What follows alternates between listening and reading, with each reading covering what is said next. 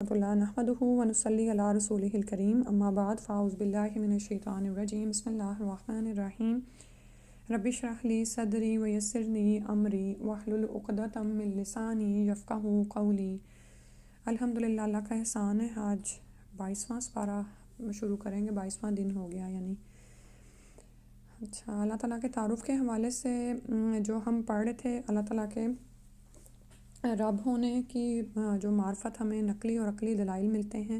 آج اس میں عقلی دلائل دیکھ لیتے ہیں، چند واضح عقلی اور منطقی دلائل۔ منطق ہوتا ہے نا جو غور و فکر اور منطق سے تعلق رکھتا ہے، ٹھیک ہے۔ نقل تو وہ ہو گیا نا جو کہ وحی الہی کے ذریعے سورسز سے ہمیں پہنچا ہے۔ تو یہاں پر وہ دلائل دیے جا رہے ہیں جو منطقی اور عقلی ہیں، جو اللہ عز و جل کی ربوبیت پر دلالت کرتے ہیں۔ ربوبیت مطلب اللہ کے رب ہونے پر، کہ وہی خالق ہے، وہی مالک ہے اور وہی ہمارے تمام معاملات کی تدبیر کرتا ہے بلا شرکت غیرے، اس کے ساتھ کوئی شریک نہیں ہے، ٹھیک ہے۔ یہ اصل بات یاد رکھنے والی ہے۔ تو پہلا پوائنٹ یہی ہے کہ ہر چیز کی تخلیق و پیدائش اللہ تعالیٰ نے بلا شرکت غیرے کی ہے۔ مطلب یہ کہ کوئی اللہ کے ساتھ شریک نہیں ہے۔ جیسے جب وہ پیچھے ہم پڑھ رہے ہیں نا قرآن میں کہ یعنی یہ جب نعوذ باللہ اللہ تعالیٰ کے ساتھ نسب کا رشتہ ٹھہراتے تھے، تو کیا اللہ نے جب بھی اس مخلوق کو پیدا کیا تو یہ وہاں پر شاہد تھے کہ اس طرح کی باتیں کرتے ہیں، نعوذ باللہ۔ تو حالانکہ تخلیق اور پیدائش صرف اللہ سبحانہ وتعالیٰ نے کی ہے اور بلا کسی کی اس میں کوئی شراکت نہیں ہے، اس لیے کہ تمام انسانوں کے نزدیک یہ بات مسلم ہے کہ تخلیق اور ابداع کا کوئی اور مدعی ہے، نہ ہی اللہ کے سوا کسی کو یہ طاقت حاصل ہے۔ تخلیق یعنی پیدا کرنا، ابتداء یعنی نئے سرے سے، جب کوئی ماڈل بھی نہیں تھا تب بنانا۔ تو اس بات کا دنیا میں کوئی مدعی نہیں کہ میں نے یہ کیا ہے، ٹھیک ہے۔ آپ یہ دیکھیں کہ فرعون، حالانکہ خدائی کا دعویٰ اس نے کیا، لیکن اس کی اپنی جو حقیقت تھی وہ اس کو سمجھتا ہی تھا، ٹھیک ہے، لیکن تکبر میں انکار کرتا رہا اللہ تعالیٰ کے خالق اور مالک ہونے کا۔ ادروائز وہ یہ کوئی دعویٰ کر سکتا تھا کہ میں نے تخلیق کیا ہے، اللہ کے سوائے کسی کو یہ طاقت حاصل ہی نہیں ہے۔ مکمل اجسام اور اجرام تو کجا، معمولی اشیاء مثلا انسانی یا حیوانی جسم پر بال، پرندے کا بازو کا چھوٹا سا پر، تر و تازہ ٹہنی پر پتا، یہ سب اسی کی کرشمہ سازی اور صنائی کے شاہکار ہیں۔ سبحان اللہ۔ اللہ تعالیٰ نے تخلیق میں کسی کو شریک نہیں کیا کہ کوئی ایک چھوٹا سا پتا ہی بنا کے دکھا دے، ٹھیک ہے۔ تو اس کے خالق مطلق ہونے کا ان الفاظ میں اظہار کیا گیا قرآن میں، الا لہ الخلق والامر تبارک اللہ رب العالمین، سنو اسی کے لیے ہے پیدا کرنا اور حکم دینا، اللہ رب العالمین نہایت برکت والا ہے۔ یعنی کہ پیدا بھی اللہ نے کیا ہے اور مخلوق میں حکم بھی اسی کا چلتا ہے۔ الخلق والامر، یہ دونوں باتیں یاد رہیں، یعنی تخلیق کر کے اللہ تعالیٰ نے چھوڑ نہیں دیا اور اس کو as it is it self نہیں لگا دیا، بلکہ اللہ سبحانہ تعالیٰ اس کو چلا رہے ہیں اور ہر چیز کو اس کا کام کرنے کا طریقہ وہی کیا اور اس کے اندر اپنا حکم جاری کر دیا، اور اس کے احکامات میں بھی کوئی اس کے ساتھ شریک نہیں ہے، اسی کے لیے ہے۔ لہ الخلق والامر، دونوں کام اسی کے لیے ہیں۔ پھر ارشاد ہوا واللہ خلقکم وما تعملون، اور اللہ نے تمہیں اور تمہارے اعمال کو پیدا کیا ہے۔ سبحان اللہ، یہ کیسی بات ہے کہ اللہ تعالیٰ نے ہمیں تو پیدا کیا، اور لیکن جو ہم اعمال کرتے ہیں ان کا خالق بھی اللہ سبحانہ تعالیٰ ہے، ٹھیک ہے۔ اور یہ بات یعنی کہ کتنی یعنی کہ ہماری بے کسی کو ظاہر کرتی ہے نا، کہ ہمیں اختیار دیا تو گیا ہے لیکن ہم ایک حد تک ہی آزاد ہیں، ہمارے اعمال کو بھی اللہ نے پیدا کیا ہے۔ یعنی آپ یہ دیکھیں کہ تقدیر میں جو کچھ ہونا تھا یا ہم نے جو کرنا تھا وہ ہماری یعنی تخلیقات کی پیدائش سے 50,000 سال پہلے ہی ان کی تقدیر لکھ دی گئی، کہ یہ اللہ تعالیٰ نے یہ لکھ دیا تھا کہ ہم 1152 پہ یہ کر رہے ہوں گے، اس طرح سے کر رہے ہوں گے۔ سبحان اللہ، یہ اللہ تعالیٰ کی قدرت اور اس اختیار ہے، اور ہمارا ایمان اس بات پر ہونا چاہیے۔ اگر یہ ایمان ہمارا ہو جائے نا تو ہم اپنے ہی فیصلوں پر پریشان ہونا بھی چھوڑ دیں کہ او میں نے یہ کیوں کر دیا، ویسا کیوں کر دیا، ایسے ہی باتیں ہم کیوں کرتے ہیں، اور پھر خاص طور پر عورتیں، کیونکہ ہم ذرا جذباتی ہوتی ہیں نا، کوئی ہمارے فیصلے سے کوئی غلط ہو گیا یا کچھ مسئلہ ہمیں پیش آ گیا تو اسی کا ریگریٹ لے کے بیٹھی رہتی ہیں کہ ہاں یہ میں نے کیا کر دیا تھا، اور یہ بھائی تم اور تمہارے اعمال کا خالق اللہ سبحانہ و تعالیٰ ہے، اور اگر تم دوبارہ بھی اس میں ڈالے جاؤ تو تم وہی کرو، ٹھیک ہے۔ تو پھر انسان سے مطلوب کیا ہے کہ تقدیر پر ایمان لے آئے، اور جو اگر اس سے غلطی ہو گئی اس کے فیصلے سے، اس پر توبہ کرتے ہوئے آگے بڑھ جائے اور اپنے اصل مقصد پر نظر رکھے، ٹھیک ہے. اور پھر یہ کہ جو کام آپ سے ہو جائے اس میں بجائے یہ کہ میں نے یہ کیوں کیا کیسے کیا، بلکہ اس میں آپ نے اگر اس کو کیا مکمل سوچ کے تو اب اس کو اچھے طریقے سے چلانا کیسے، اس طرف دھیان دیں، ٹھیک ہے. پھر اس کے بعد اللہ سبحانہ تعالیٰ کے الہ ہونے کا جو ہم پڑھ رہے تھے، تو اپنے بارے میں مزید حقائق کے اظہار میں اللہ رب العزت نے ارشاد فرمایا، هو اللہ الذی لا الہ الا هو عالم الغیب والشہادہ هو الرحمن الرحیم هو اللہ الذی لا الہ الا هو الملک القدوس. وہی اللہ ہے جس کے سوا کوئی سچا معبود نہیں، وہ غیب اور حاضر کا جاننے والا، وہ بہت رحم کرنے والا نہایت مہربان ہے. وہی اللہ ہے جس کے سوا کوئی معبود برحق نہیں، وہ بادشاہ حقیقی اور تمام عیبوں سے پاک ہے. یعنی اس کی بادشاہت اس کی اپنی ہے، ذاتی ہے، ملکیت ہے، کسی کی دی بھی نہیں اور نہ ہی اس سے کہیں جانے والی ہے.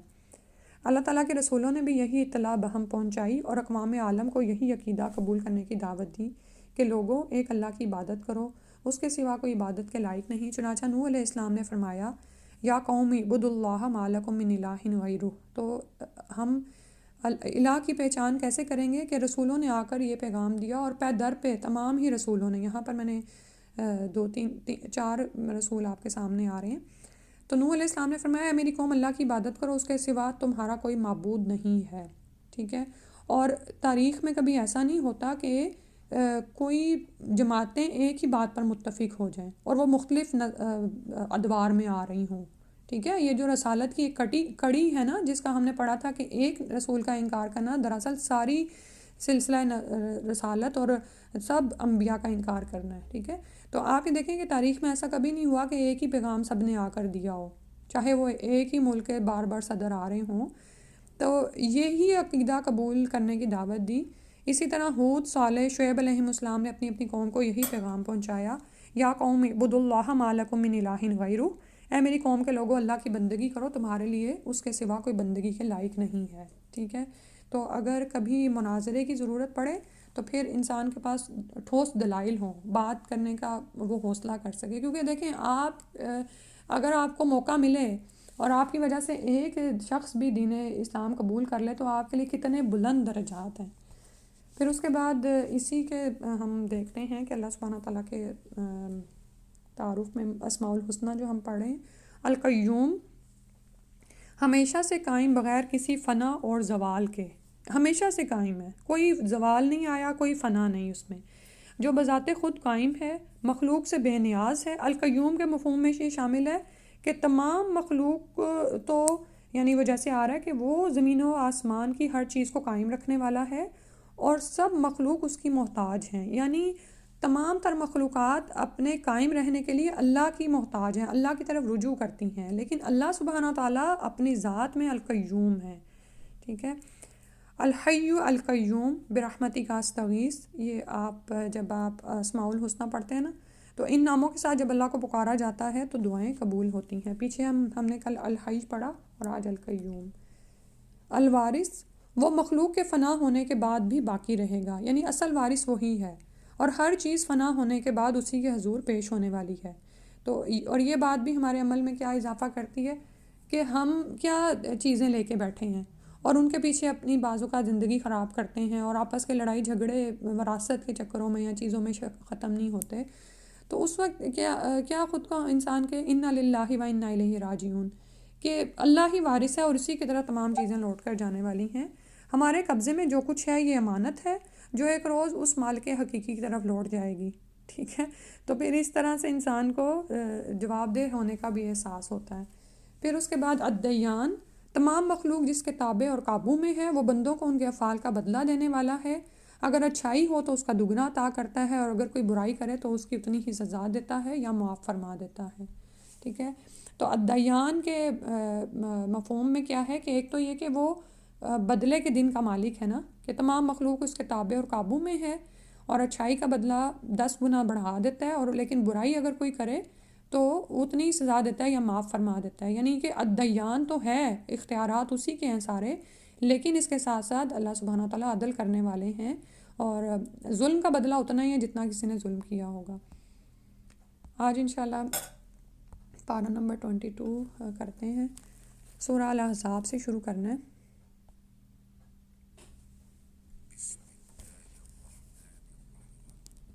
ومن يقنت منكن لله ورسوله وتعمل صالحا نؤتها أجرها مرتين وأعتدنا لها رزقا كريما. اور جو تم میں سے اللہ اور اس کے رسول کی فرما بردار بن جائے اور نیک عمل کرے تو ہم اسے اجر بھی دگنا دیں گے اور اس کے لیے ہم نے عزت کی روزی تیار کر رکھی ہے. تو یاد ہوگا آپ کو امہات المومنین کے بات تو ہو رہی تھی جن کو اختیار کی آزادی دی گئی تھی کہ وہ نبی کے حرم میں رہنا چاہتی ہیں دنیا اور آخرت کی زندگی میں، یا جو بھی وہ فیصلہ کرنا چاہتی ہیں وہ کر لیں. اے نبی کی بیویوں تم عام عورتوں کی طرح نہیں ہو، اگر تم اللہ سے ڈرتی ہو تو کسی نامحرم سے دبی زبان سے بات نہ کرو، ورنہ جس شخص کے دل میں روگ ہے وہ کوئی غلط توقع لگا بیٹھے گا، لہٰذا صاف سیدھی بات کرو.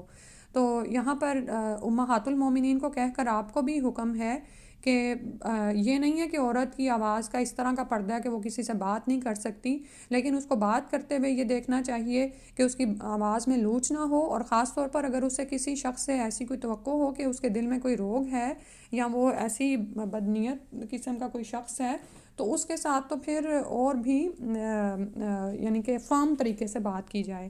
اور اپنے گھروں میں قرار پکڑے رکھو، پہلے دور جاہلیت کی طرح اپنی زیم و زینت کی نمائش نہ کرتی پھرو، نماز قائم کرو، زکوٰۃ ادا کرو، اللہ اور اس کے رسول کی اطاعت کرو. اے اہل بیت نبی، اللہ تو یہ چاہتا ہے کہ تم سے ناپاکی کو دور کر کے اچھی طرح پاک صاف بنا دے. تو یہ عورتوں سے مطلوب ہے اور امہات المومنین کی پیروی میں یہی ہم نے کام کرنے ہیں. ٹھیک ہے، گھروں میں قرار پکڑے رکھیں، لیکن اگر باہر نکلنا پڑے تو زیب و زینت کی نمائش نہیں کرنی. نماز قائم کرنی ہے، نمازیں اپنی دھیان رکھیں، زکوٰۃ ادا کرتی رہیں جو بھی آپ پر، اور زکوٰۃ کے بھی احکامات سارے کھول کے پڑھیں اور اس کے مطابق یہ ادا کریں، کیونکہ دیکھیں زیادہ چیزیں تو آپ سے مانگی نہیں جا رہی، بنیادی جو احکامات ہیں ان کو تو انسان پورا کر لے، اللہ اور اس کے رسول کی اطاعت کرو. ٹھیک ہے. اس کے بعد فرمایا اور جو تمہارے گھروں میں اللہ کی آیات اور حکمت کی باتیں پڑھ کر سنائی جاتی ہیں انہیں یاد رکھو، بلا شبہ اللہ بڑا باریک بین اور باخبر ہے. تو جو گھر میں آیات تلاوت کی جاتی ہیں تو اس کی طرف بھی اشارہ ہے، اور حکمت کی باتیں یعنی قرآن و حدیث کی طرف اشارہ ہے. یقیناً جو مرد اور جو عورتیں مسلمان ہیں، مومن ہیں، فرما بردار ہیں، سچ بولنے والے ہیں، صبر کرنے والے ہیں، پروتنی کرنے والے ہیں، صدقہ دینے والے ہیں، روزہ رکھنے والے ہیں، اور اپنی شرمگاہوں کی حفاظت کرنے والے اور اللہ کو بکثرت یاد کرنے والے ہیں، ان سب کے لیے اللہ تعالیٰ نے بخشش اور بہت بڑا اجر تیار کر رکھا ہے. ٹھیک ہے. تو مرد، عورتیں اور مسلمان، یہاں پر جو میرے پاس ترجمہ آ رہا ہے انہوں نے پھر سب کے لیے اس کے ساتھ ہی ڈال دیا، لیکن اگر آپ عربی میں دیکھیں مسلمین والمسلمات، مؤمنین والمؤمنات، تو جہاں پر مردوں کا ذکر ہے وہاں پر ساتھ ساتھ عورتوں کا بھی ذکر آیا ہے. کسی مومن مرد اور مومن عورت کو یہ حق نہیں کہ جب اللہ اور اس کا رسول کسی کام کا فیصلہ کر دیں تو ان کے لیے اپنے معاملہ میں کچھ اختیار باقی رہ جائے، اور جو اللہ اور اس کے رسول کی نافرمانی کرے تو وہ یقیناً صریح گمراہی میں جا پڑا. تو جب اللہ کی طرف سے حکم اتر آتا ہے تو پھر اس کی پیروی کرنی ہے. ٹھیک ہے. اور جب آپ اس شخص کو جس پر اللہ نے بھی احسان کیا تھا اور آپ نے بھی یہ کہہ رہے تھے کہ اپنی بیوی کو اپنے پاس ہی رکھو اور اللہ سے ڈرو، تو اس وقت آپ ایسی بات اپنے دل میں چھپا رہے تھے جسے اللہ ظاہر کرنا چاہتا تھا. آپ لوگوں سے ڈر رہے تھے، حالانکہ اللہ اس بات کا زیادہ حقدار ہے کہ آپ اس سے ڈریں. پھر جب زید اس عورت سے اپنی حاجت پوری کر چکا، یعنی رخصتی بھی ہو گئی اور شادی پوری ہوئی، تو ہم نے آپ سے اس عورت کا نکاح کر دیا تاکہ مومنوں پر ان کے منہ بولے بیٹوں کی بیویوں کے بارے میں کوئی تنگی نہ رہے، جبکہ وہ ان سے اپنی حاجت پوری کر چکے ہیں اور اللہ کا حکم ہو کر رہنے والا ہے. تو ہم نے یہ حکم پڑھا کہ سسر آپ کے محرم میں شامل ہے، اور پھر ہم نے یہ حکم پڑھا تھا کہ منہ بولے بیٹوں کو بیٹے بنا لینے سے وہ تمہارے بیٹے نہیں بن جاتے. اگر تم نے ان کو بنانا ہے تو ان کو ان کے باپوں کے ناموں سے ہی پکاریں گے. یعنی اگر آپ کے گھر میں کوئی ایسا بچہ ہے تو جب وہ شعور کی عمر کو پہنچے تو اس کو پتہ ہونا چاہیے کہ اس کی یعنی کہ وہ کس کا بیٹا ہے. ٹھیک ہے. تو اب جب کیونکہ عربوں کے ہاں اس بات کو بہت وہ کرتے تھے کہ وہ منہ بولے بیٹوں کی بیویوں کو بھی اسی طرح سمجھتے تھے جیسے اپنے حقیقی بیویوں کے بیٹوں کو. تو یہاں پر اللہ سبحانہ تعالیٰ رسول صلی اللہ علیہ وسلم کے ذریعے اس حکم کو عمل کے ذریعے لوگوں کے سامنے لانا چاہتے تھے، اور آپ صلی اللہ علیہ وسلم کے لیے فرمایا کہ آپ دل میں یہ بات چھپا رہے تھے. ٹھیک ہے. پھر اس کے بعد فرمایا جو بات اللہ نے نبی کے لیے مقرر کر دی ہے اس میں نبی پر کوئی تنگی نہیں، یہی اللہ کی سنت ہے جو ان نبیوں میں بھی جاری رہی جو پہلے گزر چکے ہیں، اور اللہ کا حکم ایک طے شدہ فیصلہ ہوتا ہے۔ جو اللہ کے پیغام پہنچایا کرتے تھے اور اسی سے ڈرتے تھے، اللہ کے سوا اور کسی سے مطلق نہیں ڈرتے تھے، اور حساب لینے کو اللہ ہی کافی ہے۔ محمد صلی اللہ علیہ وآلہ وسلم تمہارے مردوں میں سے کسی کے باپ نہیں ہیں، بلکہ وہ اللہ کے رسول اور خاتم النبیین ہیں، اور اللہ تعالیٰ ہر چیز کو خوب جاننے والا ہے۔ اے ایمان والو، اللہ کو بکثرت یاد کیا کرو اور صبح و شام اس کی تسبیح کیا کرو۔ وہی ہے جو تم پر رحمت فرماتا ہے، اور اس کے فرشتے بھی تمہارے لیے دعائے رحمت کرتے ہیں تاکہ وہ تمہیں اندھیروں سے نکال کر روشنی کی طرف لے جائے، اور اللہ مومنوں پر بہت مہربان ہے۔ جس دن وہ اللہ سے ملیں گے ان کا استقبال سلام سے ہوگا، اور اس نے ان کے لیے باعزت اجر تیار کر رکھا ہے۔ اے نبی صلی اللہ علیہ وسلم، ہم نے آپ کو گواہی دینے والا، بشارت دینے والا اور ڈرانے والا بنا کر بھیجا ہے، نیز اللہ کے حکم سے اس کی طرف بلانے والا اور روشن چراغ بنا کر بھیجا ہے۔ سراجم منیرا، روشن چراغ ہے، تو یہ دراصل اس نور ہدایت کی طرف اشارہ ہے جو آپ صلی اللہ علیہ وسلم دے کر بھیجے گئے تھے۔ آپ صلی اللہ علیہ وسلم مومنوں کو خوشخبری دے دیجئے کہ ان پر اللہ کا بہت بڑا فضل ہے۔ سبحان اللہ۔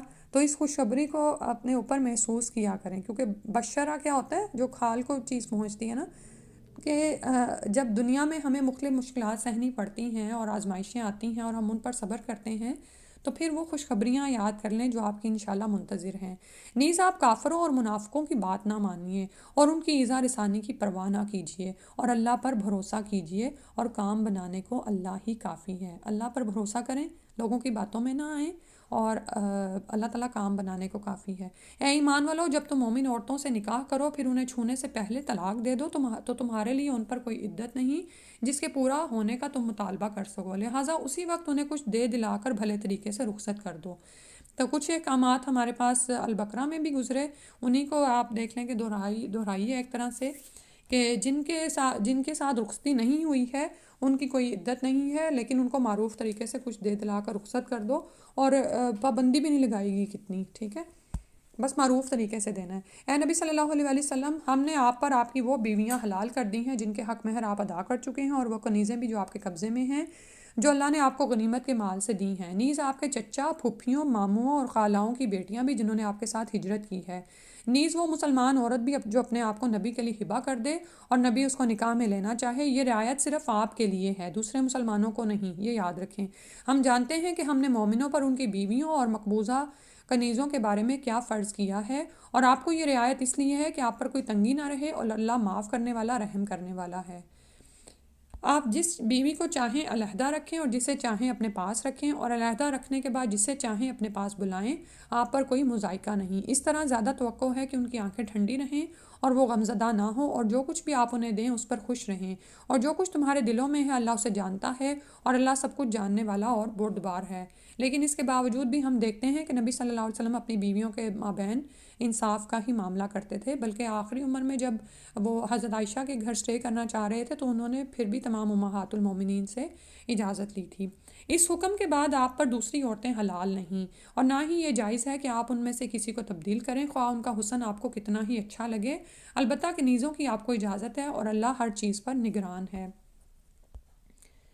ایمان والو، نبی کے گھروں میں نہ جایا کرو الا یہ کہ تمہیں اجازت دی جائے، اور کھانے کی تیاری کا انتظار کرنے نہ لگ جاؤ، البتہ جب تمہیں کھانے پر بلایا جائے تو آؤ، اور جب کھا چکو تو چلے جاؤ، اور باتوں میں دل لگائے وہیں نہ بیٹھے رہو۔ تمہاری یہ بات نبی کے لیے تکلیف دہ تھی، مگر وہ تم سے شرم کی وجہ سے کچھ کہتے نہ تھے، اور اللہ حق بات کہنے سے نہیں شرماتا۔ اور جب تمہیں ازواج نبی سے کوئی چیز مانگنا ہو تو پردے کے پیچھے سے رہ کر مانگو، یہ بات تمہارے دلوں کے لیے بھی پاکیزہ تر ہے اور ان کے دلوں کے لیے بھی۔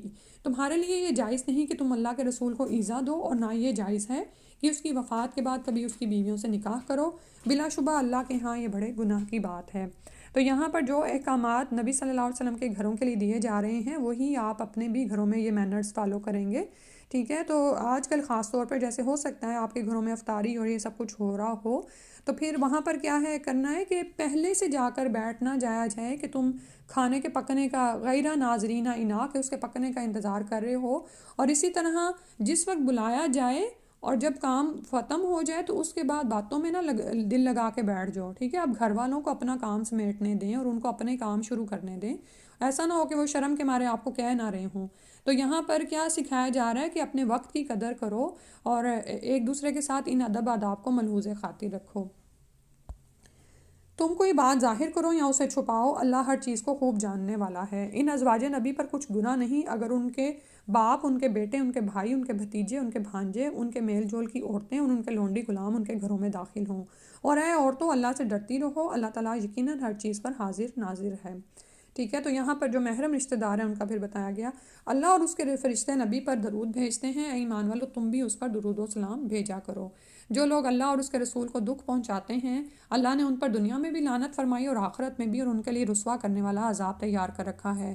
اور جو لوگ مومن مردوں اور عورتوں کو ان کے کسی قصور کے بغیر دکھ پہنچاتے ہیں تو انہوں نے بہتان اور صریح گناہ کا بار اٹھا لیا۔ اے نبی صلی اللہ علیہ وسلم اپنی بیویوں، اپنی بیٹیوں اور مومنوں کی عورتوں سے کہہ دیجئے، سب آ گئی ہیں ٹھیک ہے اس حکم میں، کہ وہ اپنی چادروں کے پلو اپنے اوپر لٹکا لیا کریں، اس طرح زیادہ توقع ہے کہ وہ پہچان لی جائیں، انہوں نے ستایا نہ جائے، اور اللہ تعالیٰ معاف کرنے والا، رحم کرنے والا ہے۔ تو یہاں سے ہمیں واضح طور پر پردے کے احکامات پتہ چل رہے ہیں۔ سورہ نور میں جو ہیں وہ گھریلو پردے کے احکامات ہیں، یہاں پر جب آپ باہر نکلیں تو اپنے اوپر بڑی چادریں اوڑھتی تھیں، پھر جلباب کہتے ہیں اس بڑی چادر کو جو عورت اپنے عام ڈریس کے اوپر ایک بڑی چیز اوڑھتی ہے، ٹھیک ہے۔ اور یدنین اس کو قریب کر لیں، جیسے آتا ہے نا کہ جنت میں پھل جھکے ہوئے ہوں گے، قریب ہوں گے، تو لٹکانا، اور لٹکانا ظاہر ہے کندھوں سے تو نہیں چادر کو لٹکایا جاتا نا، سر سے ہی لٹکایا جائے گا۔ اور یہ انصار مدینہ نے کر کے دکھایا تھا، انہوں نے پھر کالی چادریں، بعد میں انہوں نے کالے رنگ کا انتخاب کیا، لیکن جب حکم اترا تو جو بھی چادریں گھروں میں تھیں اپنے بیٹوں سے منگوائیں اور اسی وقت اس کو فالو کیا انہوں نے، ٹھیک ہے۔ اور یہ کیا ہے؟ مومن عورتوں کی پہچان ہے۔ اگر منافق لوگ اور وہ جن کے دلوں میں مرض ہے اور مدینے میں دہشت انگیز افواہیں پھیلانے والے باز نہ آئے تو ہم آپ کو ان کے خلاف اٹھا کھڑا کریں گے، پھر وہ تھوڑی ہی مدت آپ کے پڑوس میں رہ سکیں گے۔ یہ لوگ ملعون ہیں، یعنی لعنت کیے گئے ہیں، جہاں بھی یہ پائے جائیں انہیں پکڑ کر بری طرح قتل کر دیا جائے گا۔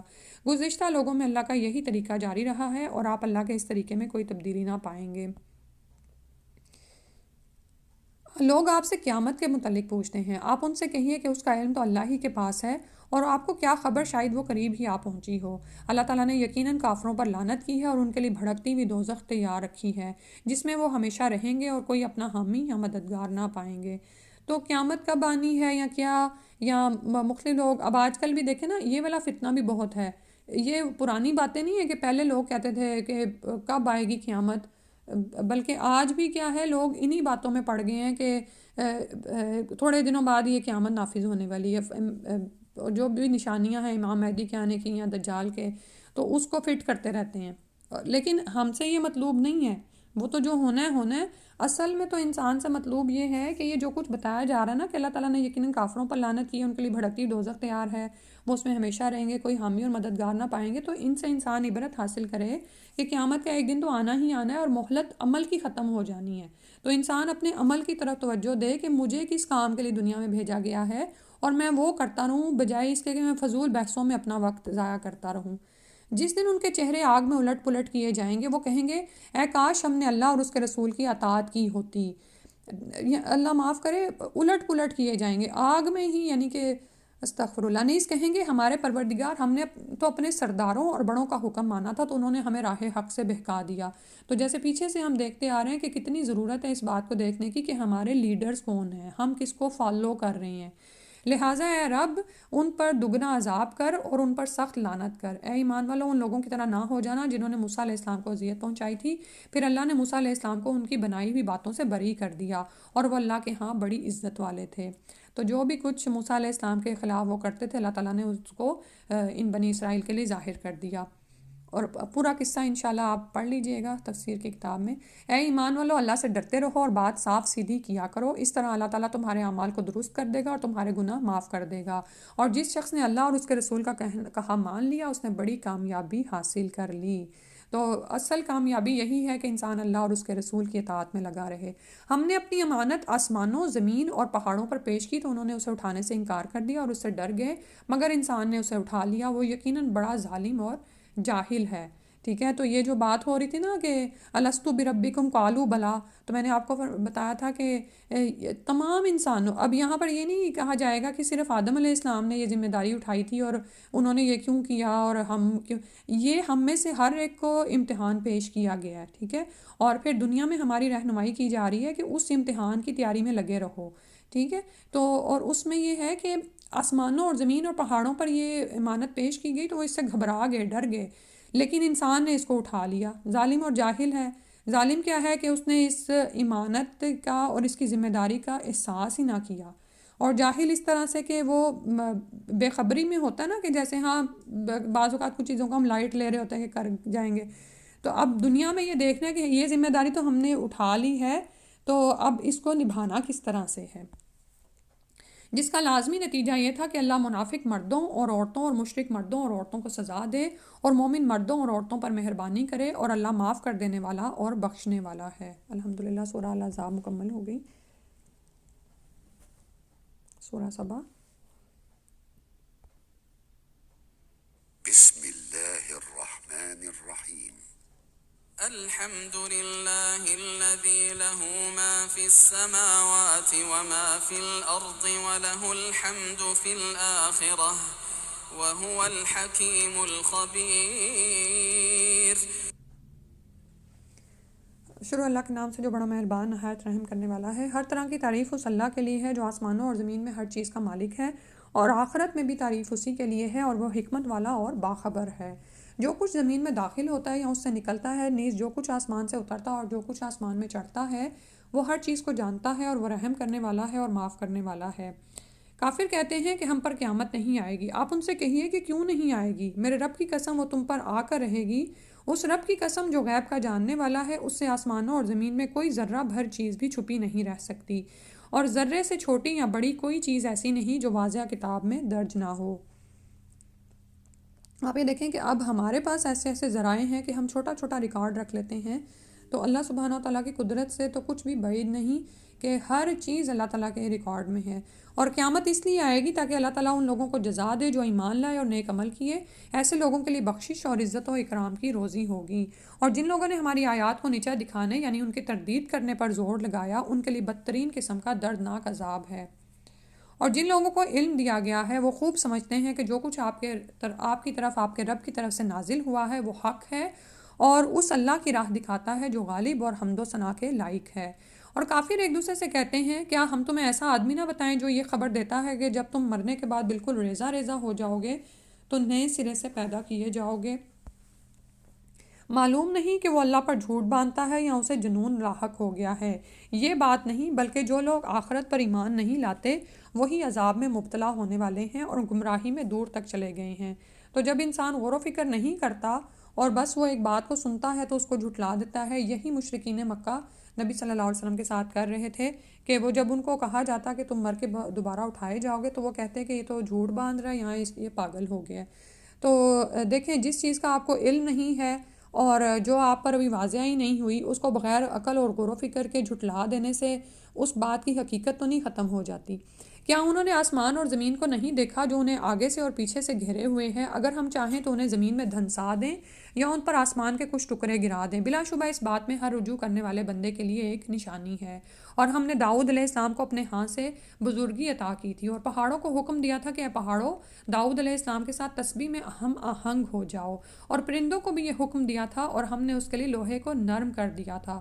تو سبحان اللہ کتنی نعمتیں داؤد علیہ السلام کو عطا کی گئی تھیں، اور پھر یہ کہ وہ زبور اتنی خوبصورتی سے پڑھتے تھے کہ پہاڑوں کو کہا گیا کہ داؤد کے ساتھ تسبیح میں ہم آہنگ ہو جاؤ، اور پرندوں کو بھی حکم دیا، اور لوہا ان کے لیے نرم ہو گیا تھا، اور اس سے وہ کیا کرتے تھے، اور اسے کہا کہ کھلی ڈھلی زرہیں بناؤ اور اندازے کے مطابق اس کی کڑیاں جوڑو، اور اے آل داؤد نیک عمل کرو، جو کچھ تم کر رہے ہو بلا شبہ میں اسے خوب دیکھ رہا ہوں۔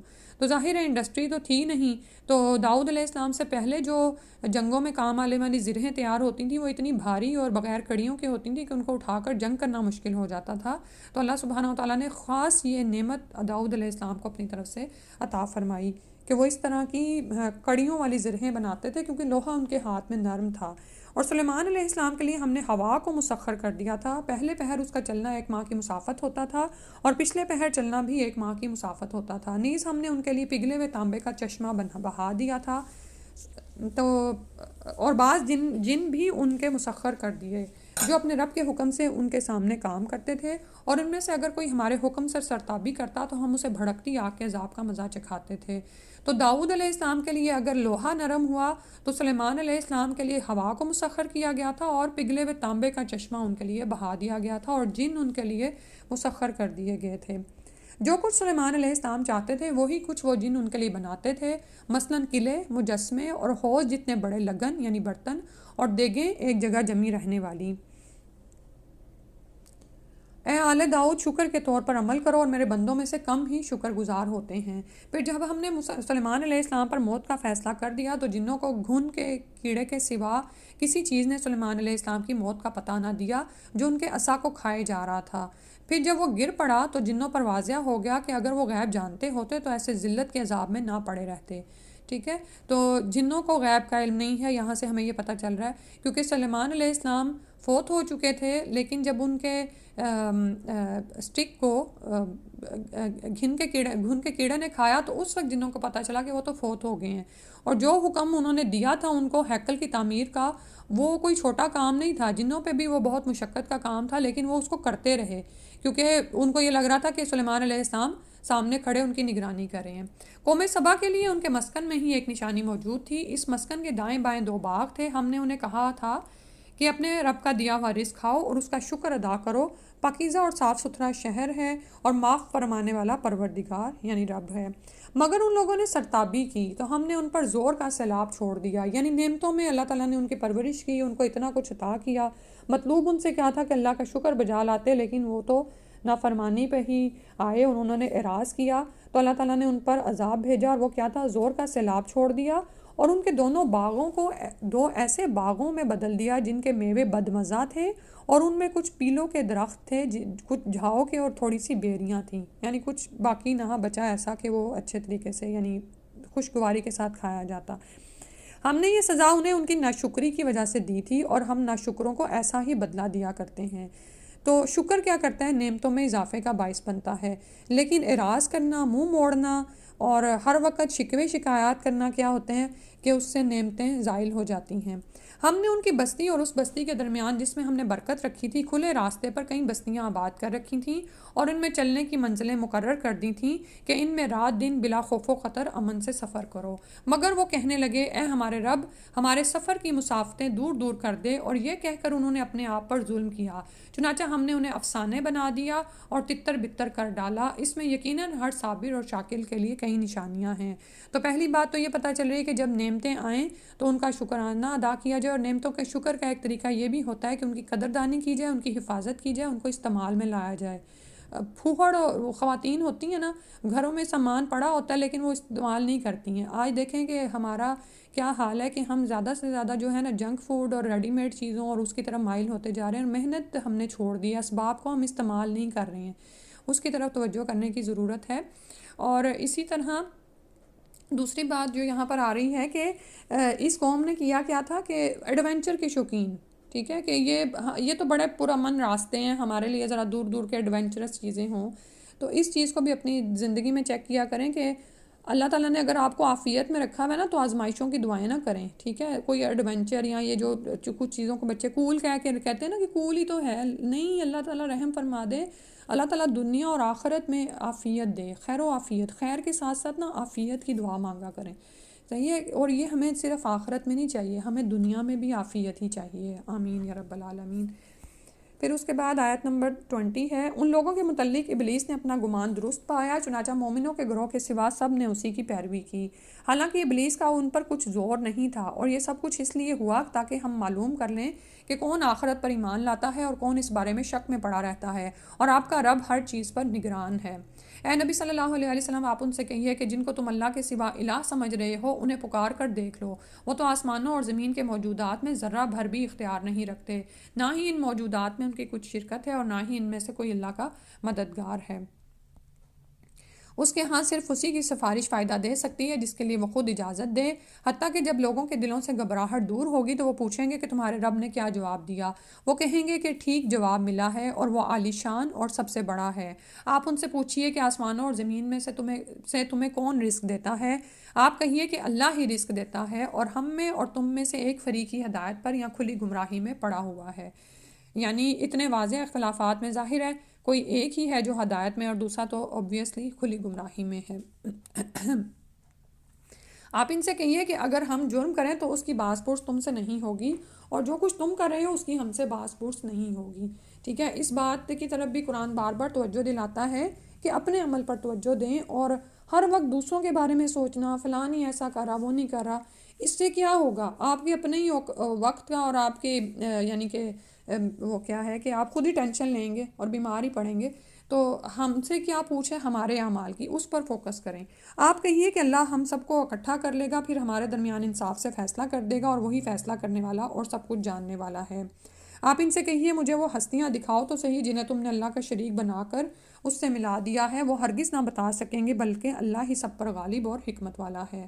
اور ہم نے آپ کو تمام لوگوں کے لیے بشارت دینے والا اور ڈرانے والا ہی بنا کر بھیجا ہے، مگر اکثر لوگ جانتے نہیں ہیں، یعنی علم حاصل نہیں کرتے۔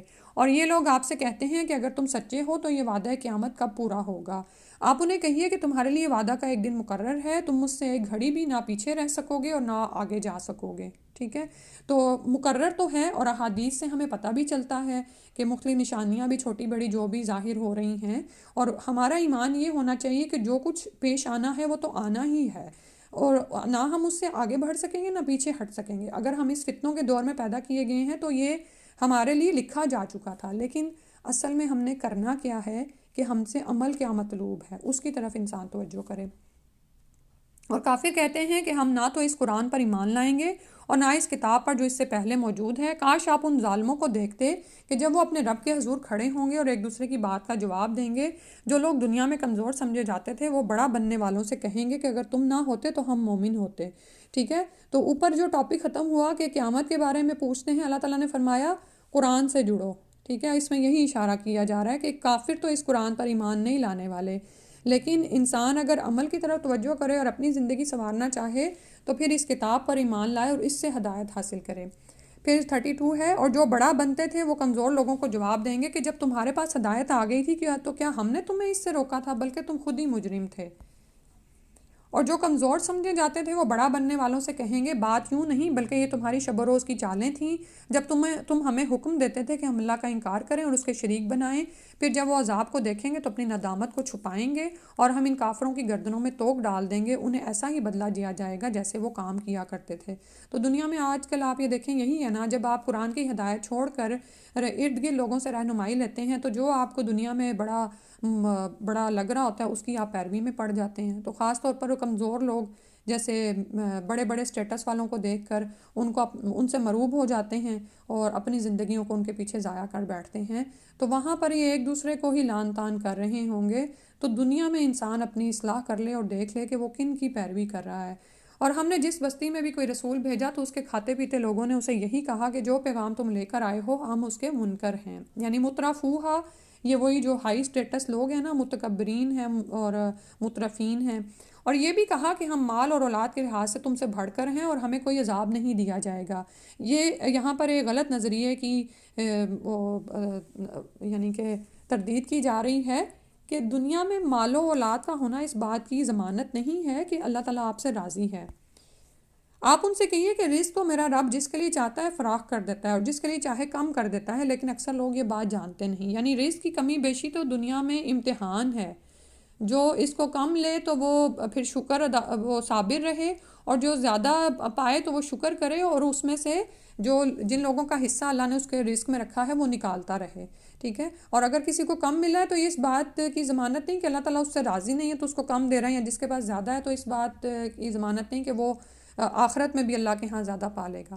تمہارے اموال اور اولاد ایسی چیزیں نہیں ہیں جن سے تم ہمارے ہاں مقرب بن سکو۔ ہاں، جو شخص ایمان لائے اور نیک عمل کرے وہ مقرب بن سکتا ہے۔ یہی لوگ ہیں جنہیں ان کے اعمال کا دگنا صلہ ملے گا اور وہ بالا خانوں میں امن و چین سے رہیں گے۔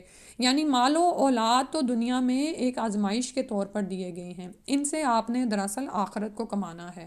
ٹھیک ہے، جو لوگ ہماری آیات کو نیچا دکھانے میں زور صرف کر رہے ہیں انہیں عذاب میں حاضر کیا جائے گا۔ آپ ان سے کہیے کہ میرا پروردگار اپنے بندوں میں سے جس کے لیے چاہے رزق فراخ کر دیتا ہے اور جس کے لیے یہ چاہے کم کر دیتا ہے، اور جو کچھ تم خرچ کرتے ہو تو وہی اس کی جگہ تمہیں اور دے دیتا ہے، اور وہی سب سے بہتر رازق ہے۔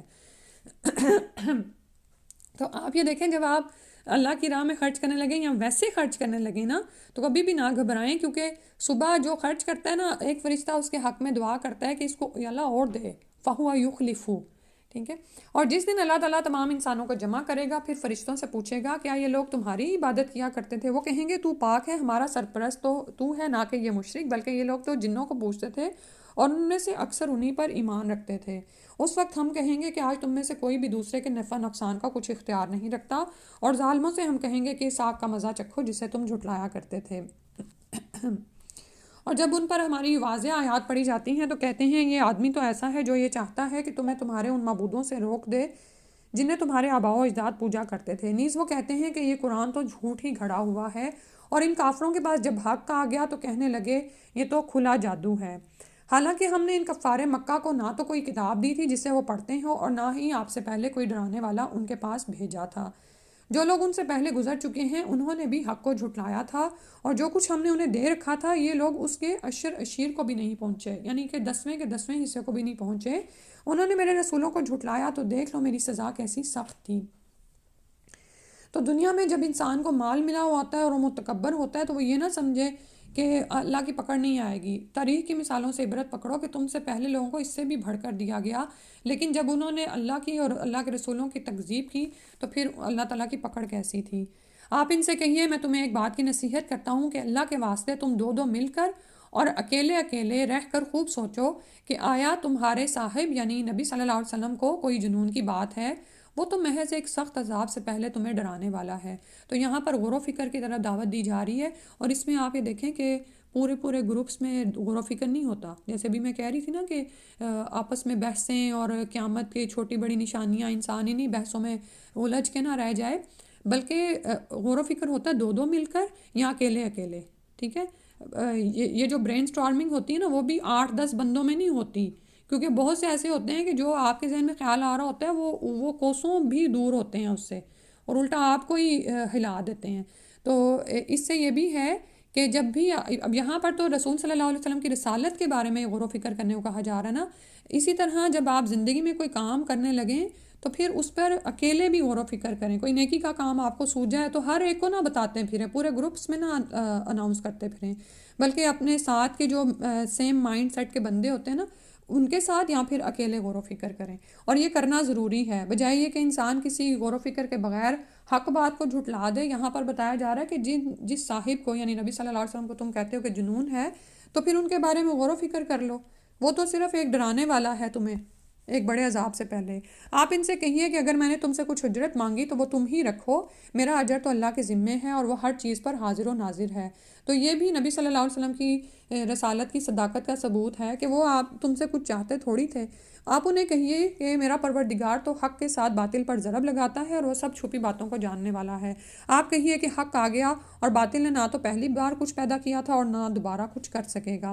آپ ان سے کہیے اگر میں راہ بھولا ہوا ہوں تو اس بھول کا وبال مجھی پر ہوگا، یعنی اگر مجھے جنون ہے یا میں بھول گیا ہوں، اور اگر میں سیدھی راہ پر گامزن ہوں تو اس کی وجہ یہ ہے کہ میرا رب میری طرف وحی کرتا ہے، وہ یقیناً سب کچھ سننے والا اور قریب ہے۔ کاش آپ دیکھیں جب وہ گھبرائے میں ہوں گے تو بچ نہ سکیں گے بلکہ قریب ہی سے پکڑ لیے جائیں گے۔ وہ کہیں گے کہ اب ہم اس پر ایمان لے آئے، اور اتنے دور مقام سے اب انہیں ایمان حاصل کرنا کہاں سے میسر ہوگا، یعنی اب جب کہ مہلت ہی ختم ہو گئی۔ حالانکہ اس سے پہلے وہ دنیا میں انکار کر چکے تھے اور بن دیکھے یعنی غیب میں انہیں بہت دور کی سوچتی تھی۔ اس وقت ان کی خواہش کی چیزوں کے درمیان پردہ حائل کر دیا جائے گا، جیسا کہ اس سے پہلے ان کے ہم جنسوں سے یہی سلوک کیا گیا تھا۔ وہ بھی ایسے شک میں پڑے ہوئے تھے جو انہیں بے چین کیے ہوئے تھا، ٹھیک ہے۔ تو جب مہلت ختم ہو جائے گی تو اگر وہ توبہ کی طرف آنا چاہیں گے یا ایمان کو قبول کرنا چاہیں گے تو اب وہ اس کو لے نہیں سکیں گے، اور حال ان کا وہی ہے جو ان سے پہلے کے لوگ گزر چکے ہیں۔ اور جس وقت مہلت تھی غور و فکر کرنے کی اور ایمان کو قبول کرنے کی، اس وقت شک میں ہی پڑے رہے اور اس شک کا خاتمہ بھی نہیں کیا۔ ایسا شک تھا کہ وہ ان کے دلوں کو بے چین کیے ہوئے تھا، اور اس کے ساتھ ہی انہوں نے اپنی زندگی کو تمام کر دیا۔ استغفر اللہ، اللہ تعالیٰ رحم فرمائے۔ سورہ فاطر۔ بسم الله الرحمن الرحيم الحمد لله فاطر السماوات والأرض جاعل الملائكة رسلا أولي أجنحة مثنى وثلاث ورباع يزيد في الخلق ما يشاء إن الله على كل شيء قدير۔ اللہ کے نام سے شروع جو بڑا مہربان نہایت رحم والا ہے۔ سب تعریف اس اللہ کے لیے ہے جو آسمانوں اور زمین کو پیدا کرنے والا اور فرشتوں کو پیغام رساں بنانے والا ہے، جن کے 2 3 3 اور 4 4 بازو ہیں۔ وہ اپنی مخلوق کی ساخت میں جیسے چاہے اضافہ کر دیتا ہے کیونکہ وہ ہر چیز پر قادر ہے۔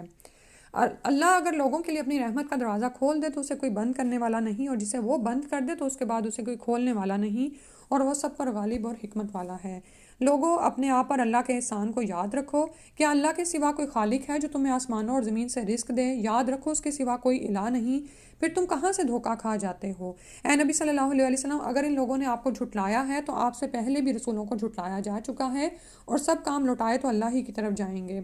لوگوں، اللہ کا وعدہ سچا ہے، لہٰذا تمہیں دنیا کی زندگی دھوکے میں نہ ڈال دے، اور نہ ہی اللہ کے بارے میں وہ دھوکہ باز یعنی شیطان تمہیں دھوکہ دینے پائے۔ شیطان یقیناً تمہارا دشمن ہے، لہٰذا اسے دشمن ہی سمجھو۔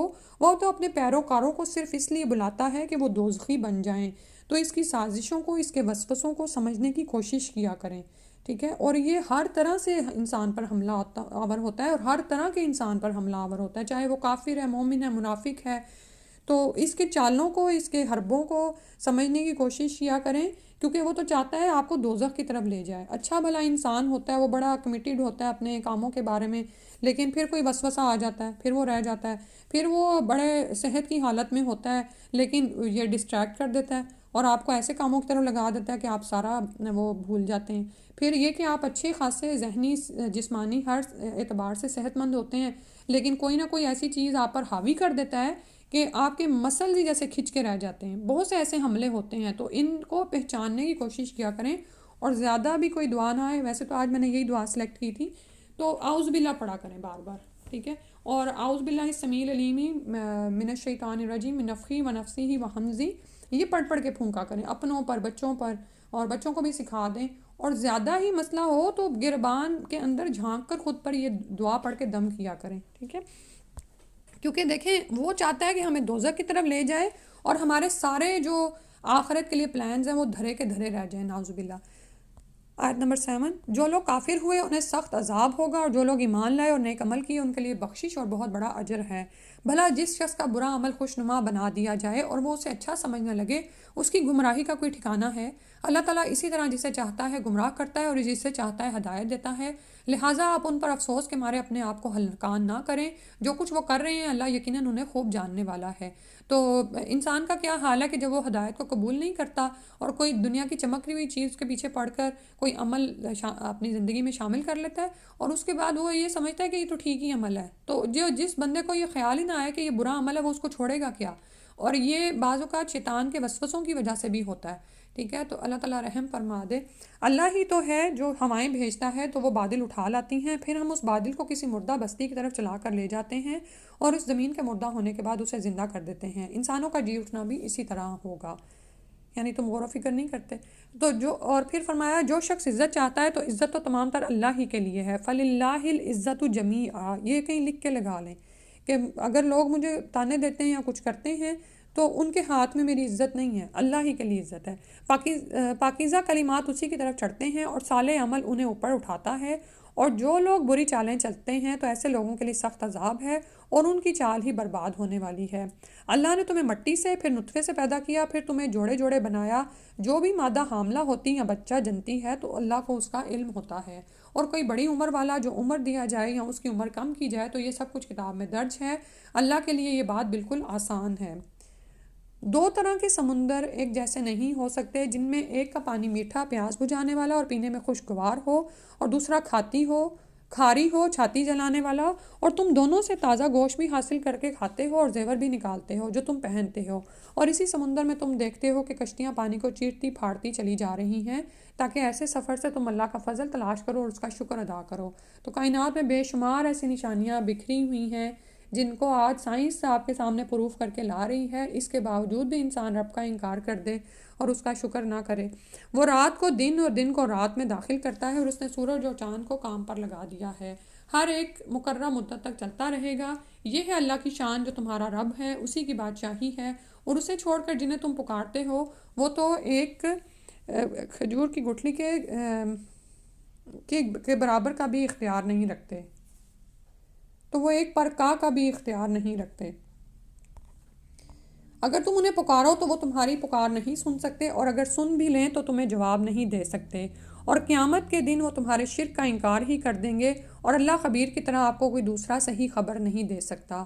لوگوں تم سب اللہ کے محتاج ہو، اور وہ ہر چیز سے بے نیاز اور حمد کے لائق ہے۔ اگر وہ چاہے تو تمہیں لے جائے اور تمہاری جگہ کوئی نئی خلقت لے آئے، اور یہ بات اللہ تعالیٰ پر کچھ دشوار نہیں۔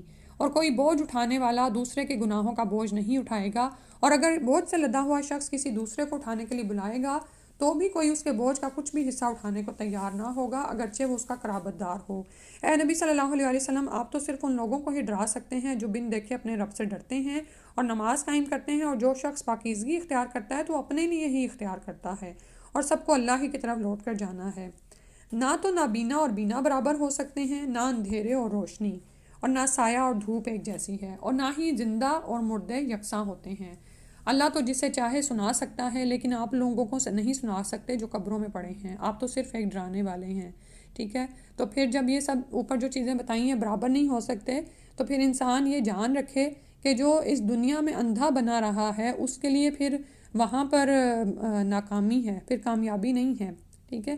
کیونکہ جو شخص اس دنیا میں بصیرت کی آنکھ سے دیکھتا رہا اور عمل کرتا رہا، وہ ان لوگوں جیسا تو نہیں ہوگا نا جنہوں نے اپنی زندگیوں کو ضائع کر دیا، تو انجام کے اعتبار سے بھی وہ برابر نہیں ہوں گے۔ یقیناً ہم نے آپ کو سچا دین دے کر بشارت دینے والا اور ڈرانے والا بنا کر بھیجا ہے، اور کوئی امت ایسی نہیں گزری جس میں کوئی ڈرانے والا نہ آیا ہو، اور اگر یہ لوگ آپ کو جھٹلاتے ہیں تو ان سے پہلے کے لوگ بھی جھٹلاتے رہے ہیں، ان کے رسول ان کے پاس واضح دلائل، صحیفے اور روشنی بخش کتاب لے کر آئے تھے۔ پھر جن لوگوں نے کفر کیا انہیں میں نے پکڑ لیا، پھر دیکھ لو میری گرفت کیسی تھی۔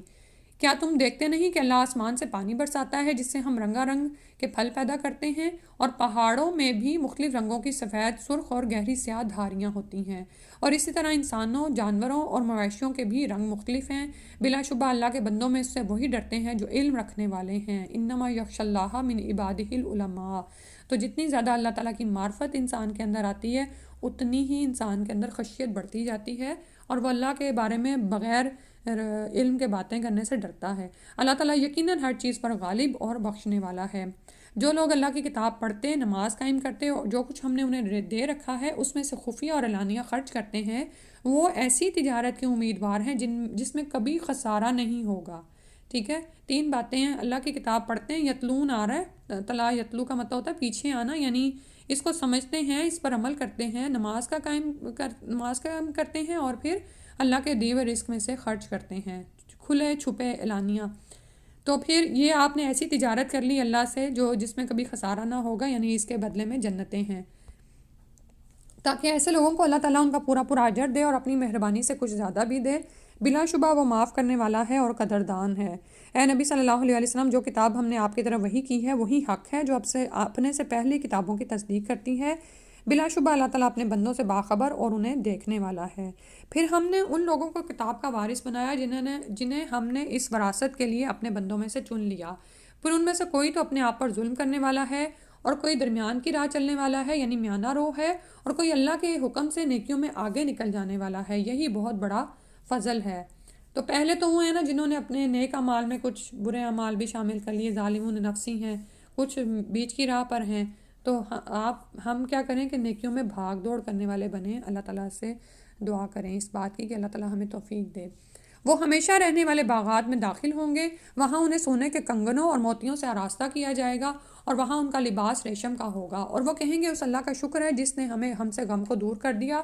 یقیناً ہمارا رب بخشنے والا قدردان ہے، جس نے اپنے فضل سے ہمیں ابدی قیامگاہ میں اتارا جہاں ہمیں مشقت اٹھانی پڑتی ہے اور نہ تھکان لاحق ہوتی ہے۔ اور جن لوگوں نے کفر کیا ان کے لیے جہنم کی آگ ہے، نہ تو ان کا قصہ پاک کیا جائے گا کہ وہ مر جائیں، اور نہ ہی ان سے جہنم کا عذاب ہلکا کیا جائے گا۔ ہم ہر ناشکرے کو ایسی ہی سزا دیا کرتے ہیں۔ وہ وہاں چیخ چیخ کر کہیں گے ہمارے رب ہمیں اس سے نکال کہ ہم نیک عمل کریں، ویسے نہیں جیسے پہلے کیا کرتے تھے۔ اللہ تعالیٰ جواب میں فرمائے گا کیا ہم نے تمہیں اتنی عمر نہیں دی تھی جس میں اگر کوئی نصیحت حاصل کرنا چاہتا تو کر سکتا تھا، حالانکہ تمہارے پاس ڈرانے والا بھی آیا تھا۔ اب عذاب کا مزہ چکھو، یہاں ظالموں کا کوئی مددگار نہیں۔ تو اللہ سبحانہ تعالیٰ دنیا میں انسان کو مہلت دیتے ہیں کہ وہ حق کو قبول کر لے۔ اللہ تعالیٰ یقیناً آسمانوں اور زمین کی چھپی چیزوں کو جاننے والا ہے، وہ تو دلوں کے راز تک خوب جانتا ہے۔ وہی تو ہے جس نے تمہیں زمین میں جانشین بنایا، پھر جو کوئی کفر کرے تو اس کے کفر کا وبال اسی پر ہے، اور کافروں کا کفر ان کے پروردگار کے ہاں اس کا غضب ہی بڑھاتا ہے، یا پھر ان کافروں کا کفر خسارے میں ہی اضافہ کرتا ہے۔ آپ ان کافروں سے کہیے اپنے ان شریکوں کو تو ذرا دیکھو جنہیں تم اللہ کے سوا پکارتے ہو، اور مجھے بتاؤ کہ انہوں نے زمین کا کون سا حصہ پیدا کیا ہے، یا آسمانوں میں ان کی شراکت ہے، یا ہم نے انہیں کوئی ایسی تحریر دی ہے جس کی روح سے وہ کوئی واضح دلیل رکھتے ہوں۔ ان میں سے کوئی بات بھی نہیں، بلکہ یہ ظالم ایک دوسرے کو فریب کے وعدے دیتے رہتے ہیں۔ یعنی یہ جو مذہب انہوں نے کھڑے کر رکھے ہیں، یہ سوائے کیا ہے، ایک سوشل گیدرنگ کا ہی نام ہے، اور ایک دوسرے کو دھوکے کے وعدے ہیں، اس کی کوئی نقلی عقلی دلیل نہیں۔ اللہ تعالیٰ ہی یقیناً آسمانوں اور زمین کو تھامے ہوئے ہے کہ کہیں وہ سرک نہ جائیں، اور اگر وہ سرک جائیں تو اس کے بعد انہیں کوئی بھی اپنی جگہ پر برقرار نہیں رکھ سکتا۔ بلا شبہ وہ بڑا بردبار اور معاف کرنے والا ہے۔ یہ لوگ اللہ کی پختہ قسمیں کھایا کرتے تھے کہ اگر ان کے پاس کوئی ڈرانے والا یعنی پیغمبر آ جائے تو کسی بھی دوسری امت سے زیادہ ہدایت پا لیں گے، مگر جب ان کے پاس ڈرانے والا آ گیا تو ان میں نفرت ہی بڑھتی گئی۔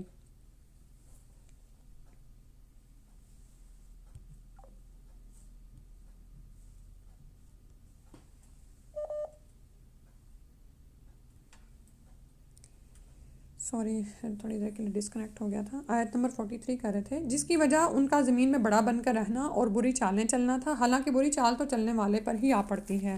پھر یہ صرف اس سنت الہی کا انتظار کر رہے ہیں جو پہلے لوگوں میں جاری رہی۔ اللہ کی اس سنت میں آپ نہ تو کبھی تبدیلی پائیں گے اور نہ تغیر۔ کیا وہ زمین میں چلتے پھرتے نہیں کہ ان لوگوں کا انجام دیکھیں جو ان سے پہلے گزر چکے ہیں، اور وہ ان سے طاقتور بھی زیادہ تھے، اور اللہ کو تو آسمانوں کی یا زمین کی کوئی چیز بھی عاجز نہیں کر سکتی۔ بلا شبہ وہ سب کچھ جاننے والا اور قدرت والا ہے۔ اور اگر اللہ تعالیٰ لوگوں کے اعمال کے مطابق ان کا مواخذہ کرتا یعنی ان کی پکڑ کرتا تو سطح زمین پر کوئی جاندار زندہ نہ چھوڑتا، لیکن وہ تو ایک مقررہ مدت تک انہیں ڈھیل دیے جاتا ہے، پھر جب ان کا وہ مقررہ وقت آ جائے گا تو اللہ یقیناً اپنے بندوں کو دیکھ رہا ہے، وہ ان سے نمٹ لے گا۔ سورہ یاسین پھر انشاءاللہ آگے آ رہی ہے۔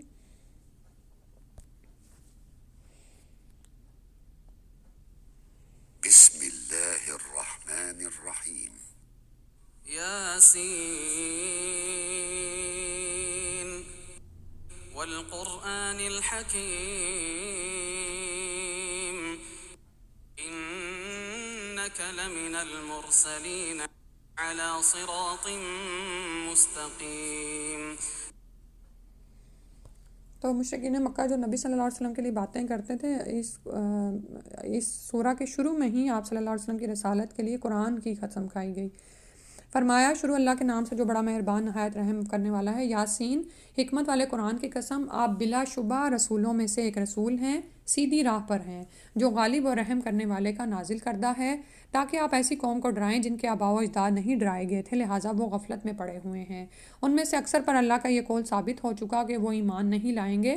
ہم نے ان کے گلوں میں توق ڈال دیے ہیں جو ان کی ٹھوڑیوں تک پہنچ گئے ہیں، لہٰذا وہ سر اٹھائے ہی رہتے ہیں۔ یعنی اب کوئی غور و فکر نہیں، بس ایسے توق ہیں کہ سر تکبر کے مارے اوپر ہی اٹھے ہوئے ہیں۔ نیز ہم نے ایک دیوار تو ان کے سامنے کھڑی کر دی اور ایک ان کے پیچھے، اس طرح ہم نے ان پر پردہ ڈال رکھا ہے کہ وہ کچھ دیکھ نہیں سکتے۔ اللہ معاف کرے کہ جب انسان ہدایت کو قبول نہیں کرتا تو اللہ تعالیٰ کی طرف سے ہی اس کے دلوں پر، آنکھوں پر، کانوں پر، ہر طرف ہی مہر ہی لگ جاتی ہے، تو پھر ان کا حال کیا ہوتا ہے۔ آیت 10 میں فرمایا آپ انہیں ڈرائیں یا نہ ڈرائیں ان کے لیے یکساں ہے، وہ ایمان نہیں لائیں گے۔ اللہ تعالیٰ ہمیں اس میں پڑھنے سے بچائے کہ جب ہمیں کوئی نصیحت کرے اور ہم اس کو سنیں ہی نہ۔ آپ تو صرف اسے ڈرا سکتے ہیں جو اس ذکر یعنی قرآن کی پیروی کرے اور بن دیکھے رحمان سے ڈرے۔ ایسے لوگوں کو آپ مغفرت اور باعزت اجر کی خوشخبری دے دیجئے۔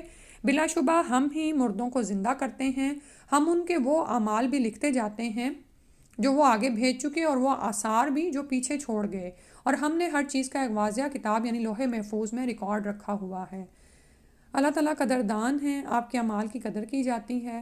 تو اور وہ جو پیچھے آپ نے آثار چھوڑے وہ آپ کے لیے صدقہ جاریہ ہوتے ہیں. یعنی جب انسان مر جاتا ہے تو 3 چیزوں کے علاوہ اس کا جو عمل کی مہلت اور یہ سب کچھ جو ہے وہ ختم ہو جاتا ہے نا.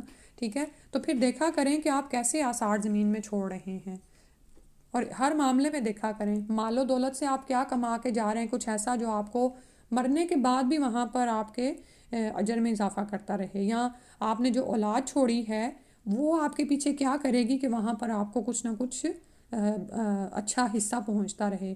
یا اسی طرح وہ علم جو آپ حاصل کر رہے ہیں اور دنیا میں پھیلا رہے ہیں، اور وہ اس کے بھی آثار اللہ سبحانہ و تعالیٰ دنیا میں چھوڑیں گے. تو دیکھا کریں کہ آپ کی طرف سے دنیا میں کیا آثار چھوڑے جا رہے ہیں. آپ انہیں اس بستی والوں کی مثال بیان کیجئے جب ان کے پاس رسول آئے تھے. جب ہم نے ان کی طرف 2 رسول بھیجے تو انہوں نے ان دونوں کو جھٹلا دیا. پھر ہم نے ایک تیسرے رسول سے انہیں تقویت دی، یعنی قوت بہم پہنچائی. تب ان تینوں نے کہا ہم تمہاری طرف رسول کی حیثیت سے بھیجے گئے ہیں. وہ کہنے لگے تم تو ہمارے ہی جیسے انسان ہو اور اللہ نے تو کچھ بھی نہیں اتارا بلکہ تم تو محض جھوٹ بولتے ہو. وہ کہنے لگے یعنی رسول، ہمارا رب جانتا ہے کہ ہم یقیناً تمہاری طرف رسول بنا کر بھیجے گئے ہیں اور ہمارے ذمے تو صرف واضح طور پر ایک پیغام پہنچا دینا ہے. وہ کہنے لگے ہم تو تمہیں منحوس سمجھتے ہیں، اگر تم باز نہ آئے تو ہم تمہیں سنسار کر دیں گے، یعنی پتھر مار مار کر ہلاک کریں گے، اور ہمارے ہاتھوں تمہیں دردناک سزا ملے گی. وہ کہنے لگے تمہاری نحوست تو تمہارے اپنے ساتھ لگی ہے، اگر تمہیں نصیحت کی جائے تو کیا تم اسے نحوست سمجھتے ہو، بلکہ تم ہو ہی حد سے گزرے ہوئے لوگ. اس وقت شہر کے پرلے کنارے سے ایک شخص دوڑتا ہوا آیا اور کہنے لگا میری قوم کے لوگوں، ان رسولوں کی پیروی اختیار کرو، ایسے رسولوں کی جو تم سے کچھ اجر نہیں مانگتے اور وہ خود راست پر ہیں. ٹھیک ہے، تو یعنی اب یہ دیکھیں کہ بعض اوقات کیا ہوتا ہے کہ جن لوگوں کو آپ دعوت دے رہے ہوتے ہیں وہ قبول کرنے والے نہیں ہوتے، اور کوئی ایسے ہوتے ہیں جو کہ خیر کے طالب ہوتے ہیں، خیر کے طلبگار ہوتے ہیں، دور دور سے پہنچ جاتے ہیں.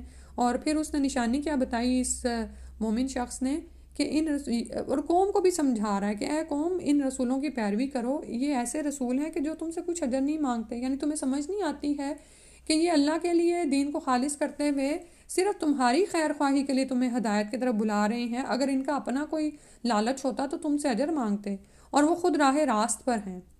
سبحانک اللہم و بحمدک، اشہد ان لا الہ الا انت، استغفرک و اتوب الیک. آپ نے کوئی بات شیئر کرنی ہو تو کریں. میں کروں ایک؟ جی ویسے آج میری باری نہیں ہے، کل بھی میں نے بول دیا تھا، لیکن مجھے بہت ہی ایک انٹرسٹنگ بات لگی کہ کل کی ہی کلاس میں نا میں سوچ رہی تھی، جیسے میں نے بات کی تھی نا کہ اللہ تعالیٰ کی قرآن بار بار اللہ اپنا تعارف دے رہا ہے. کل سے نا میرے دماغ میں یہ بات ہوئی ہوئی تھی، آئی بھی تھی ایک بات. آج الحمدللہ آج کے سپارے میں مجھے اس کا جواب ایسے ملا. ہم لوگ بہت پریشان ہو جاتے ہیں نا اپنے اعمال کو لے کر کے، اور جب ابھی پچھلی جو عذاب کا یا اللہ کی پکڑ کا ہم سن رہے ہوتے ہیں تو اپنے اعمال پر بہت ہی گھبراہٹ اور نا کندھے بالکل بھاری لگ رہے ہوتے ہیں، ہم سے ویسا ہو نہیں پاتا تو عمل اس طرح سے. لیکن جب آج کی سورہ پڑھ رہی تھی تو میں اس بات پہ غور کر رہی تھی کہ جو عذاب کی وعیدیں ہیں، جو سخت سے سخت سزائیں ہیں، وہ انکار کرنے والوں کے لیے ہیں. یعنی جو کھلم کھلا جن کو اللہ تعالیٰ عذاب کی وعیدیں دے رہے ہیں. اور جیسے ہم جیسے لوگ ہیں، ابھی اب سورہ گزری اس میں آیت جس میں اللہ تعالیٰ فرماتے ہیں کہ کچھ لوگ ہیں جن کے اعمال ملے جلے ہوتے ہیں، اور کچھ کھل کے انکار کرنے والے ہوتے ہیں، کچھ ملے جلے ہوتے ہیں، اور جو اور کچھ نیکیوں میں سبقت رکھتے ہیں. پھر ایک آیت آئی کہ جنت میں کون جانے والے ہیں کہ جو لوگ کتاب اللہ کی تلاوت کرتے ہیں، نماز کی پابندی کرتے ہیں، اور جو کچھ ہم نے اس میں سے عطا فرمایا پوشیدہ اور اعلانیہ خرچ کرتے ہیں، اور وہ ایسی تجارت کے امیدوار ہیں جو کبھی خسارے میں نہیں ہوگی. تو الحمدللہ اس بات کا اطمینان ہو گیا کہ ہم انکار کرنے والوں میں سے نہیں ہیں، کھلم کھلا الحمدللہ.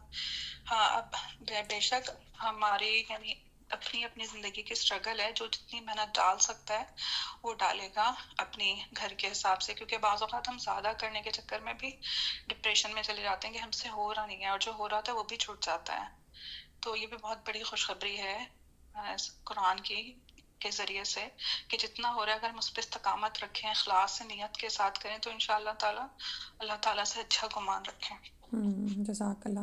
اور یہ دیکھیں کہ اعتدال جو ہے وہ زندگی میں بہت ضروری ہے، اور شیطان ہمیں اس سے ہلاتا ہے. وہ کبھی زیادہ نیکیوں کے چکروں میں ڈالتا ہے اور ہمیں فرائض سے غافل کر دیتا ہے، یا بالکل ہی کبھی ڈاؤن کر دیتا ہے. کسی اور نے اپنی چوائس سے آپ آن کر لیں مائک. جی امبر. میں بس ایک دو چھوٹی سی باتیں جو میں سوچ رہی تھی کہ ایک تو منہ بولے بیٹیوں کے بارے میں جو بات کی گئی ہے، جیسے ہمارے گھر میں بھی اگر یہ ہے کہ آسام میں بھی ہوتا ہے کہ گھر میں جو کام والے بھی ہوتے ہیں تو ان کو بھی بھائی آپ کے بھائی ہیں اور اسی طرح ہوتا ہے، اور آپ ان کے سامنے بیٹھ بھی رہے ہوتے ہیں، اٹھ بھی رہے ہوتے ہیں، تو کوئی مطلب آپ خیال نہیں کر پا رہے ہوتے ہیں. تو ان چیزوں کے بارے میں جس طرح کہا گیا ہے کہ ان کو مطلب ایسا لگتا ہے کہ اللہ تعالیٰ جو ہے نا وہ ایک ان کو ان کے والد کے نام کے ساتھ پکارا جائے، تاکہ ایک اللہ تعالیٰ ڈسٹینس مطلب ایک کریٹ کر رہے ہیں کہ بھائی وہ تمہارے اتنے کلوز نہیں ہے کہ تم جو ہے وہ ہر چیز مطلب ان کے سامنے کھلم کھلا کرو، یا جس گھر میں بچیاں بھی ہیں. اور دوسری چیز جو مجھے بڑی اچھی بات لگی کہ جب مردوں سے آپ بات کرتے ہیں، اس آیت کو میں لاسٹ ٹائم بھی ڈھونڈ رہی تھی جب دو بچیوں میں اختلاف ہو رہا تھا کہ میری یہ والی جو بہن ہے جب یہ لڑکوں سے بات کرتی ہے تو شی از لٹل روڈ، اور جو دوسری والی ہے وہ بولتی ہے نہیں نائسلی بات کریں، لڑکوں سے بھی اگر آپ بات کر رہے ہیں تو بہت نائسلی پولائٹلی بات کریں. تو اس پہ ہمارا یہی آرگیو ہو رہا تھا کہ نہیں بیٹا آپ نے جو ہے وہ ایک اپنی ایک وہ رکھنی ہے کہ اتنا نائس نہیں ہو جانا کہ وہ پھر ہر کوئی آپ کے ساتھ جو ہے وہ ڈسٹینس نہیں رکھنا چاہتا. تو اس کے بارے میں یہ آیت میں ڈھونڈ ہی رہی تھی کہ اس کو بہت برا لگتا تھا کہ میری یہ بہن جو ہے وہ بہت فرم نہیں ہے. دس از ویری روڈ کہ آپ اس کو روڈلی بولیں کہ وہاں سے اٹھا کے وہ رکھیں یا وہ کریں. تو وہ اللہ تعالیٰ کی یہ آیت آج ہی وہ میرے سامنے سے گزری ہے کہ ایک ڈسٹینس رکھنا ہے، اتنا پولائٹ نہیں ہو جانا ہے کہ جو بھی چاہے وہ جس وقت چاہے آپ سے کسی بھی طریقے کی بات کر سکے. جی جزاک اللہ تو یہ خیراً دو کثیر. چیزیں جو ہے وہ بہت مجھے ہاں الحمدللہ جو میں الحمد ڈھونڈ للہ. رہی تھی ہاں وہ نہیں، آپ کو بچیوں کی تربیت میں جی بھی دیکھیں اور اپنے میں بھی کہ اتنا ہم نہ ہو جائیں. جیسے آپ نے یہی کہا نا کہ بعض اوقات بھائی ہے جی ہے ہمارا، حالانکہ وہ بھائی ہوتا نہیں ہے، اور تو آپ دوسروں کی اس کا وہ نہیں جان سکتے. تو جو اللہ تعالیٰ نے لمٹس بتائی ہیں انسان ان کو فالو کرے. اور یہ بعض اوقات نعوذ باللہ ایسے ایسے واقعات سننے میں آئے کہ وہ بھائی کہہ رہے تھے، عورتیں بھائی بنا لیتی ہیں اور وہ لگے ہوئے ہوتے ہیں لیکن وہ غافل. اللہ تعالیٰ رحم فرما دے اور خیر و عافیت کے ساتھ رکھے. اچھا، جو دعائیں آپ کے ساتھ میں نے آج شیئر کی تھی، مسجد میں داخل ہونے کی دعا ہے. بیسیکلی ایک جو ہے وہ بسم اللہ والصلاۃ والسلام علی رسول اللہ اللہم افتح لی ابواب رحمتک، یہ آپ لکھی بھی پڑھتے ہیں اور ایسے بھی یاد ہوتی ہے عموماً. جو اوپر دعا آ رہی ہے نا، اعوذ باللہ العظیم و بوجہہ الکریم و سلطانہ القدیم من الشیطان الرجیم، یہ دعا یاد کر لیں کیونکہ مساجد میں جانا ہوتا ہے. آپ یہ دیکھیں کہ مسجد تو آلریڈی عبادت کی جگہ ہے اور آپ وہاں پر نماز کے لیے جا رہے ہوتے ہیں، یعنی آپ خاص ایمان کی حالت میں ہیں، لیکن وہاں پہ بھی داخل ہونے سے پہلے کہا گیا کہ یہ دعا پڑھ لو کیونکہ شیطان ہر وقت ہمارے پیچھے ہے. ٹھیک ہے، میں عظمت والے اللہ کی اور اس کے کریم چہرے کی اور قدیم سلطنت کی پناہ چاہتا ہوں مردود شیطان سے. اللہ کے نام سے داخل ہوتا ہوں اور رسول پر صلاۃ و سلام ہو. اے اللہ میرے لیے اپنی رحمت کے دروازے کھول دے. اور اس کے بعد جو مسجد سے نکلنے کی دعا ہے اس میں بھی یہ شامل ہے، بسم اللہ والصلاۃ والسلام علی رسول اللہ اللہم انی اسألک من فضلک، یہاں تک ہمیں یہ دعا آتی ہوتی ہے. پھر ہے اللہم اعصمنی من الشیطان الرجیم، اللہ کے نام کے ساتھ اور صلاۃ و سلام رسول اللہ صلی اللہ علیہ وسلم پر. اے اللہ میں تجھ سے تیرے فضل کا سوال کرتی ہوں، اے اللہ مجھے مردود شیطان سے بچا. یعنی اب نیکی کا کام کر کے بھی متکبر نہیں ہے، آپ نماز پڑھ کے نکلیں لیکن آپ ابھی آپ کی زندگی ہے تو موت تک یہ کشمکش ہے کہ ہر وقت شیطان مسلسل دشمن ہے، کھلا دشمن ہے. تو پھر سے دعا کہ یا اللہ مجھے مردود شیطان سے بچا. ٹھیک ہے، جزاک اللہ خیر. السلام آمین. علیکم ورحمۃ اللہ. میں کچھ بول سکتی تھا نا؟